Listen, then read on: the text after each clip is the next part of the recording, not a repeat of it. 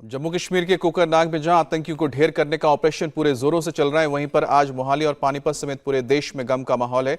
आज शहीद कर्नल मनप्रीत सिंह का पार्थिव शरीर दोपहर करीब 12 बजे तक उनके मोहाली के आवास पर पहुंचेगा। मेजर आशीष धौनचौक का पार्थिव शरीर भी सुबह 7 बजे तक उनके पानीपत के घर पहुंच सकता है। कर्नल मनप्रीत और मेजर आशीष के घर में अब गम का माहौल है।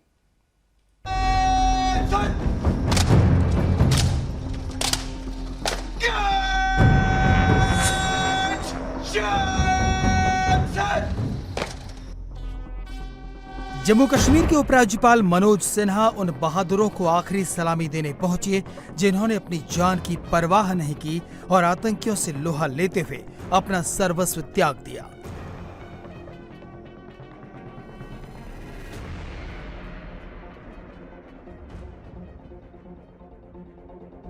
आज इन दोनों बहादुर अफसरों का अंतिम संस्कार किया जाएगा।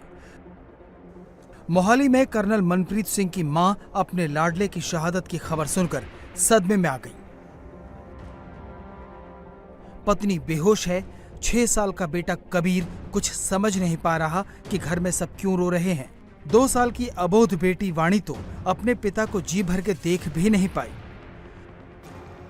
हर ऑपरेशन को फ्रंट से लीड करने वाले कर्नल सेना मेडल से सम्मानित हो चुके हैं। पिता लखबीर सिंह और दादा भी फौज में थे। दोनों रिटायर हुए, लेकिन आज बेटा नहीं लौटेगा। बहन संदीप राखी लिए इंतजार करती रह गई, भाई अब नहीं आएगा। राखी पे बात हुई थी, सुबह बात हुई थी। आने के लिए अक्सर ही पूछते थे कब आना, कब है, कब छुट्टी मिलेगी। तो नेक्स्ट मंथ आना था। उनके बेटे का बर्थडे था। 27 का बेटा उनका 6 साल का बेटा, 6 साल का बेटा था। की बेटी है। तो अगले महीने जन्मदिन था। हाँ जी, हाँ, अक्टूबर में। पापा पहले आर्मी में थे। पहले ग्रैंडफादर भी आर्मी में थे, फिर पापा भी आर्मी में थे। फिर इनका भी शुरू से एम था to be an army officer. बन गए। डिटरमिन्ड थे हमेशा से ही, मतलब फर्स्ट ही आते रहे हैं। हमेशा फर्स्ट आए, मौत की रेस में भी फर्स्ट आए। पूरी बटालियन को पीछे छोड़कर आतंकियों से मुकाबला करने निकल पड़े। साथ में थे मेजर आशीष धौनचक, जो कर्नल मनप्रीत के घर से महज 160 किलोमीटर दूर पानीपत में अपने नए मकान के गृह प्रवेश की तैयारी कर रहे थे। 3 बहनों के इकलौते भाई ने अगले महीने घर आने का वादा किया था। पत्नी और 2 साल की बेटी से मिलने को बेताब थे, लेकिन बेटी अब पापा की गोद में नहीं खेल सकेगी। बहुत खुश था। वो कह रहा था कि देश के कुछ दुश्मन कम कर दिए हैं और सेना मेडल मिला है, गैलेंट्री अवार्ड। परसों उसकी बहन की बात हुई थी, उसकी दोपहर को। उनके फादर काफ़ी बीमार थे, हॉस्पिटल में एडमिट थे 5-6 दिन तक। तो उसने कहा था कि भाई छुट्टी लेके आ जा, पापा एडमिट हैं और यहाँ संभालने वाला कोई नहीं है। तो उसने बोला मैं अभी यूनिट को छोड़ के नहीं आ सकता, यहाँ ऑपरेशन चल रहे हैं। मैं नेक्स्ट मंथ जन्मदिन है 23 अक्टूबर का। आशीष का 23 अक्टूबर का। हाँ जी।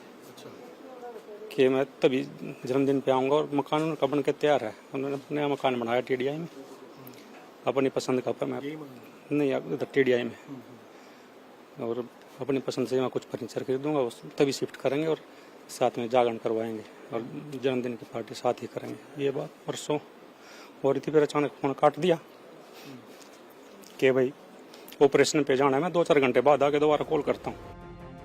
लेकिन मेजर आशीष दोबारा फोन नहीं कर पाए। बीमार पिता को नहीं देख पाए। 23 अक्टूबर को जन्मदिन पर नए मकान में शिफ्ट होना था, लेकिन उससे पहले पानीपत का लाल अपनी धरती पर कुर्बान हो गया। मातम का यही हाल DSP हुमायूं भट्ट के घर पर भी है। हाल ही में शादी हुई, 2 महीने की बेटी है। पिता पुलिस में IG रह चुके हैं। अब बेटे की शहादत से बडगाम का एक घर सूना हो गया है।